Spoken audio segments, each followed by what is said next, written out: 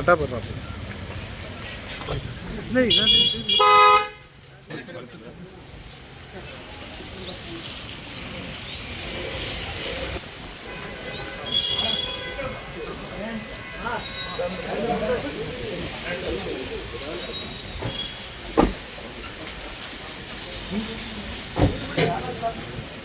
बरे तिपणा बरे तिपणा मुंबई सर बरी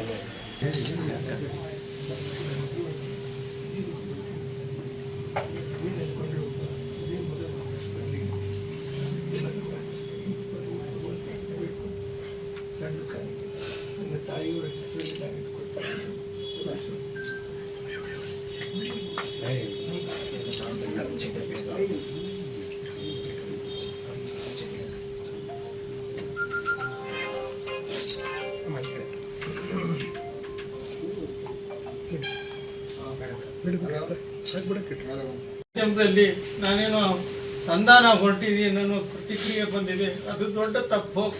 ನಾವು ಅದ್ರ ಥರ ಎಂತೂ ಯೋಚನೆ ಮಾಡಿಲ್ಲ, ಆದರೆ ನಾವು ಯಾರಿಗೂ ಕೆಟ್ಟದ್ದು ಬಯಸೋದಿಲ್ಲ, ಅಷ್ಟಂತೂ ನಿಜ. ನಾವು ಸರ್ಕಾರ ಕಾನೂನು ಏನಾಗುತ್ತೆ ಅದಕ್ಕೆ ನಾವು ಭದ್ರಾಗಿರ್ತೀವಿ. ನಮ್ಮ ಮಗನಿಗೆ ನ್ಯಾಯ ಸಿಗಬೇಕು. ಅವ್ನು ನಂದು ನಾನು ಎಷ್ಟು ಕಿಚ್ಚಾಡಿದಾನೆ ನೋವಾಡಿದಾನೆ ಅದನ್ನು ಕರಳು ನಮ್ಮ ಕಿತ್ತು ಬರ್ತಾ ಇದೆ.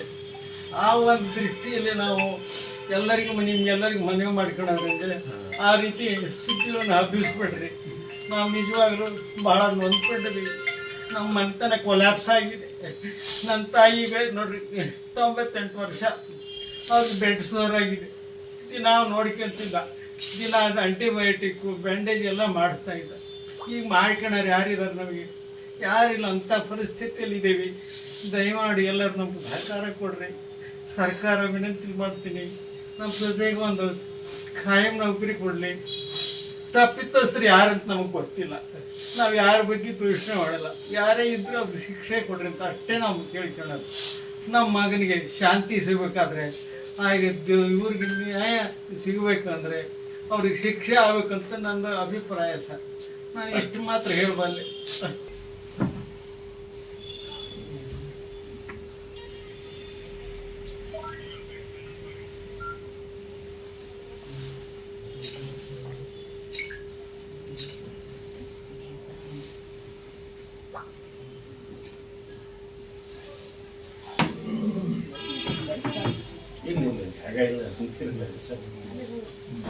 ಅನುಕ್ಷಣದ ಸುದ್ದಿಗಳಿಗಾಗಿ ವಿಸ್ತಾರ ನ್ಯೂಸ್ ಯೂಟ್ಯೂಬ್ ಚಾನೆಲ್ ಸಬ್ಸ್ಕ್ರೈಬ್ ಮಾಡಿ. ಹೊಸ ಸುದ್ದಿಗಳ ನೋಟಿಫಿಕೇಶನ್ಗಾಗಿ ಬೆಲ್ ಐಕಾನ್ ಕ್ಲಿಕ್ ಮಾಡಿ. ಲೇಟೆಸ್ಟ್ ಅಪ್ಡೇಟ್ಸ್ಗಾಗಿ www.vistaranews.com ವೆಬ್ಸೈಟ್ಗೆ ವಿಸಿಟ್ ಮಾಡಿ.